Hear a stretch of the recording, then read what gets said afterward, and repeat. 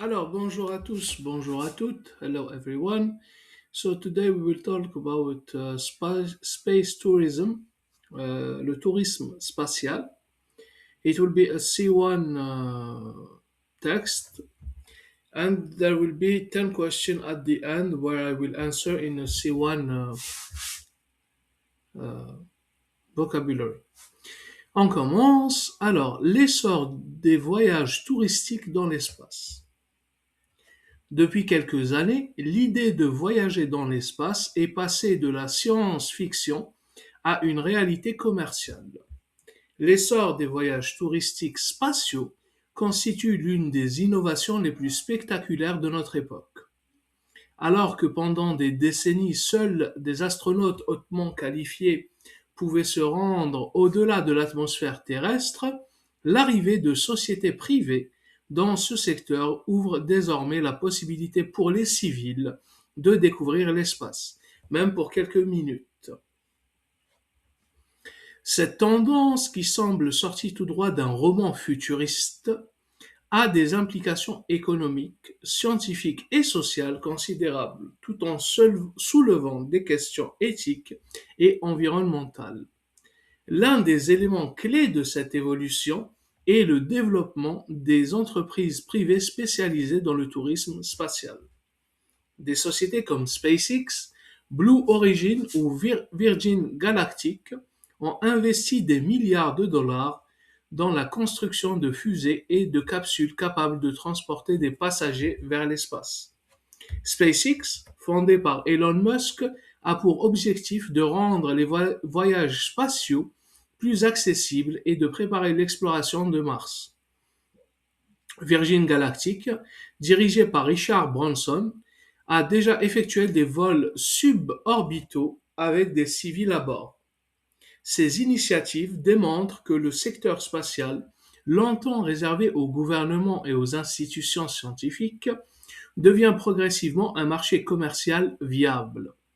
L'aspect technologique de ces voyages est également impressionnant.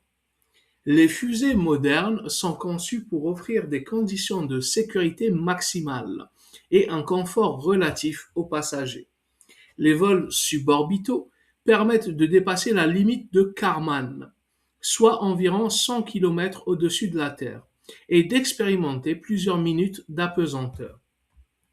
Les passagers peuvent ainsi admirer la courbure de la planète et observer la frontière entre l'atmosphère et le vide spatial. Ces expériences, bien que brèves, offrent une perspective unique et transformative, souvent décrite comme changement de vie par ceux qui ont eu la chance de voler. L'essor du tourisme spatial a des implications économiques significatives. Premièrement, il génère de nouvelles sources de revenus et stimule la recherche et le développement technologique. Les compagnies investissent dans la sécurité, l'ingénierie et la formation de passagers, créant ainsi de nombreux emplois spécialisés. Deuxièmement, le tourisme spatial peut inspirer des industries connexes, telles que l'hôtellerie de luxe, les expériences immersives et la communication scientifique. Enfin, la visibilité médiatique de ces voyages attire l'attention du public et encourage l'investissement dans la science et l'innovation, contribuant indirectement à l'éducation et à la sensibilisation à la recherche spatiale. Cependant, ce secteur soulève également des questions sociales et éthiques. Le coût des billets reste extrêmement élevé, de l'ordre de centaines de milliers, voire de millions de dollars par personne, limitant l'accès à une minorité de riches.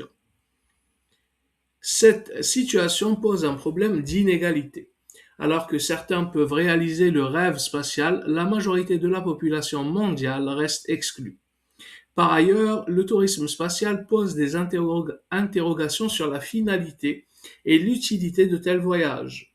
Certains critiques estiment que l'argent investi pourrait être mieux utilisé pour résoudre des problèmes terrestres urgents, tels que la pauvreté, la crise climatique ou l'éducation.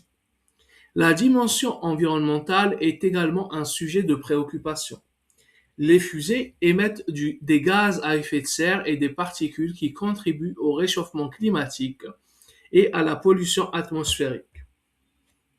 Bien que les vols soient encore rares, comparés aux voyages aériens commerciaux, l'augmentation prévue du tourisme spatial pourrait accentuer ces impacts.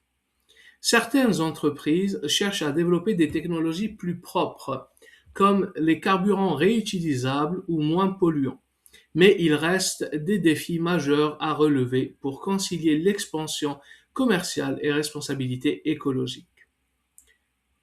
Malgré ces critiques, les aspects scientifiques et culturels du tourisme spatial ne doivent pas être négligés. L'expérience de l'espace suscite une curiosité et un émerveillement uniques. Les passagers civils peuvent devenir des ambassadeurs de la science et de l'environnement, sensibilisant le public aux enjeux planétaires. L'expérience d'apesanteur et la vision de la Terre depuis l'espace offrent un point de vue qui change souvent la perception des individus, renforçant l'importance de la protection de notre planète. De plus, le tourisme spatial encourage le développement de technologies qui peuvent avoir des applications sur Terre, comme des systèmes de propulsion plus efficaces ou des matériaux résistants aux conditions extrêmes. L'aspect éducatif du tourisme spatial est également prometteur. Des programmes spéciaux sont envisagés pour permettre à des étudiants, chercheurs et enseignants de participer à des vols suborbitaux ou orbitaux. Cela pourrait stimuler l'intérêt pour les sciences, les technologies, l'ingénierie et les mathématiques, en rendant la recherche spatiale plus tangible et inspirante. En outre, ces expériences peuvent ouvrir la voie à des collaborations internationales et à une meilleure compréhension des défis globaux liés à l'espace et à la Terre. Un autre aspect fascinant est l'impact psychologique et émotionnel des voyages spatiaux pour les participants. Les témoignages des premiers touristes indiquent souvent une transformation personnelle, un sentiment de fragilité et de responsabilité envers la planète. Ce phénomène, parfois appelé effet overview par les scientifiques, montre que voir la Terre dans son ensemble depuis l'espace peut influencer les comportements, les valeurs et la conscience environnementale des individus. Ce type d'expérience pourrait à long terme contribuer à renforcer la coopération internationale et la sensibilisation aux enjeux climatiques et sociaux. Enfin, le futur du tourisme spatial s'annonce ambitieux. Les projets incluent non seulement des vols suborbitaux, mais aussi des séjours prolongés dans des stations spatiales privées, des hôtels en orbite et même des voyages vers la Lune. Ces initiatives, bien que pour l'instant expérimentales, montrent l'évolution rapide de l'industrie et sa capacité à transformer radicalement notre conception du voyage et de l'expérience humaine. Toutefois, pour que ces projets soient durables, il est crucial de combiner innovation technologique, accessibilité économique et responsabilité environnementale. En conclusion, l'essor des voyages touristiques dans l'espace représente une avancée spectaculaire dans l'histoire humaine. Il transforme non seulement le secteur spatial, mais aussi la perception que nous avons de notre planète et de notre place dans l'univers. Si ce marché reste actuellement réservé à une élite fortunée, il ouvre des perspectives économiques, éducatives et culturelles considérables. Cependant, son développement doit être accompagné d'une réflexion éthique et environnementale approfondie pour éviter que ce rêve futuriste ne devienne une source supplémentaire d'inégalité et de pollution. Le tourisme spatial est à la croisée de l'innovation, de l'aventure et de la responsabilité. Son expansion pourrait façonner le XXIe siècle de manière inattendue et fascinante. Enfin, alors, le tourisme spatial, on va commencer les questions. Le tourisme spatial doit-il être accessible à tous ou rester réservé aux élites, à une élite? J'ai envie de dire, est-ce que les voitures de luxe sont réservées à tout le monde? Est-ce que les yachts, les yachts, est-ce que les châteaux, est-ce que rester toute l'année dans un 5 étoiles, c'est réservé à tout le monde? Non. Pourquoi? Parce que ceux qui font ça, voilà, quelque chose qui fait plaisir. C'est une belle histoire à raconter et aussi c'est parce qu'ils travaillent beaucoup ou qu'ils ont gagné de l'argent, euh, qu'ils ont hérité d'une certaine somme, mais la majorité travaille beaucoup. De ce fait, il faut arrêter de vouloir le beurre et l'argent du beurre, j'ai envie de dire. Il faut arrêter de vouloir vivre comme un riche, mais ne pas travailler comme un riche. Voilà. En tout cas, quel avantage scientifique peut apporter le tourisme spatial? Les avantages scientifiques, bon, on l'a vu, et la première chose qui me vient à l'esprit, c'est les flat earth, ceux qui pensent que la Terre est plate. Parce que eux, ils pensent, oui, ils se disent, oui, la Terre est plate, il y a un mur de glace ou je sais pas qui sépare, qui empêche la Terre, non, qui est autour de la Terre ou je sais pas quoi. Et ben, en payant pour ce type de voyage ou en ayant accès à ce type de voyage, ils pourront comprendre finalement que la Terre n'est pas plate. Personnellement, j'ai vu à travers une vidéo de la NASA à quoi ressemblait la Terre de loin. Et ça fait plaisir, franchement, on se sent vraiment petit. Euh, bon, j'espère peut-être un jour le voir réellement, mais bon, franchement, je pense que j'achèterai quelque chose de plus intéressant plutôt que de payer pour un voyage spatial, si jamais j'ai les moyens. En tout cas, quels sont les risques environnementaux liés au voyage dans l'espace? On l'a vu, il y aura beaucoup de pollution, il y aura beaucoup de parce que la fusée quand pour monter, pour quitter l'orbite terrestre, elle a besoin de brûler beaucoup de carburant et ce carburant, si c'est une fois ou deux, ça passe, mais si c'est par exemple, je sais pas, 100 fois, 1000 fois, 10 000 fois, c'est parce que les avions, il faut pas l'oublier, c'est une des sources de pollution de la Terre. C'est une des sources de pollution. Donc voilà. Comment le tourisme spatial pourrait influencer l'éducation scientifique? On l'a vu dans le texte, il y aura des gens qui vont être des ambassadeurs, qui vont prêcher la bonne parole, qui vont aussi, par exemple, avec des vidéos. Si une personne fait une vidéo de son voyage, il pourra le publier sur Twitter ou sur YouTube, et d'autres personnes seront émerveillées sûrement. Il y aura des scientifiques privés, des scientifiques qui voudront faire des expériences eux-mêmes pour confirmer certains résultats. Donc il y a plein de moyens où le tourisme spatial influence l'éducation scientifique. Quel type d'emploi pourrait émerger grâce au tourisme spatial? euh, Quel type d'emploi? Astronaute. Astronaute privé. Quel type d'emploi? Je sais pas, franchement. Peut-être, voilà, tout, astronaute, la majorité du temps.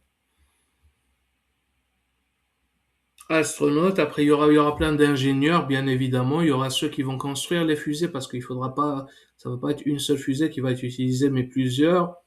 Donc, il y a des emplois, mais je pense pas que ça va être extrêmement, un nombre élevé d'emplois. Le coût des voyages spatiaux est-il justifiable pour une activité touristique? Oui, oui, j'en ai rien à faire, mais c'est parce que je pense que les gens ont un état d'esprit de pauvre. Voilà. Bon, c'est méchant, mais c'est ce que je pense. Si tu veux, si tu as des milliards dans ton compte en banque et que rien que l'intérêt, si tu mets ce milliard à la banque, l'intérêt, il va te rapporter, je sais pas combien, 5% d'un milliard, ça doit faire 5 millions de dollars. Voilà, et eux, les riches, ils travaillent pas avec l'intérêt, ils travaillent avec, je sais pas, BlackRock et tout, c'est 10%, 20% par an. Donc, voilà, hein, s'il veut, il fait ce qu'il veut, tant que tout le monde est consentant, c'est pas un problème, j'ai envie de dire. Comment le gouvernement devrait-il réguler le secteur du tourisme spatial? Ça, c'est une très bonne question. parce que il faudrait imposer une taxe pour la pollution parce que c'est pas possible. Ils peuvent pas. Déjà, tout le monde est en train de souffrir de la pollution, le réchauffement climatique, etc. Et et il y a des riches, ils font la fête en orbite. Non, merci, monsieur. Il faut réguler tout ça. Il faut taxer tout ça. Alors, les vols touristiques dans l'espace peuvent-ils changer la perception des enjeux environnementaux? Oui, oui, bien évidemment, parce que ça a été dit, de overview effect ou je sais pas quoi. L'effet où quand on voit la planète de loin, de ses propres yeux, quand on est en orbite et on se sent tout petit et ça change un peu notre perception des choses. Donc oui.